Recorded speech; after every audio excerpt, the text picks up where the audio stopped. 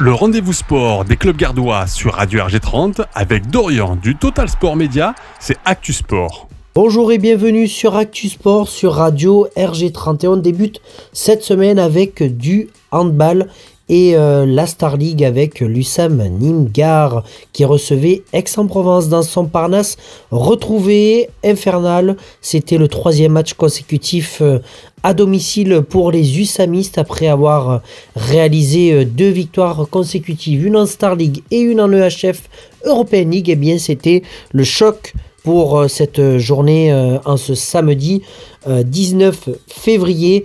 L'USAM qui recevait donc Aix et qui avait à cœur de rattraper un peu le match qui avait lieu dans la première partie de saison, mais ce n'aura pas été le cas jusque dans les dernières minutes de cette rencontre qui voit Mathieu Hong, le joueur aixois, inscrire un 7 mètres et donner la victoire d'un but 29-28. Voilà le scénario du match, mais un match vraiment très accroché entre deux belles équipes de ce championnat de Star League et le PAUC qui se maintient donc à l'issue dans ce top 5.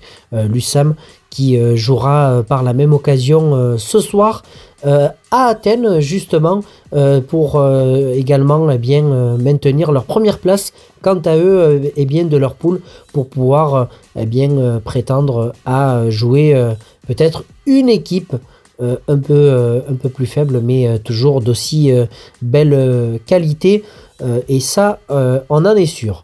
Du côté de la N1, et parce que vous savez très bien que nous suivons très attentivement les jeunes de l'équipe de l'USAM dans leur championnat, recevez par la même occasion pour le derby de l'Occitanie, le Félix Toulouse. Là aussi, très belle formation présentée, en tout cas pour le Phoenix, malgré les absences dans les deux équipes. Nous avons eu quand même un match qui aura été très accroché, notamment la première période qui voyait le Phoenix Toulouse devant 18-16, mais cela évidemment n'aura pas suffi pour l'équipe de l'USAM pour essayer justement de renverser la tendance, toujours à la traîne au tableau d'affichage.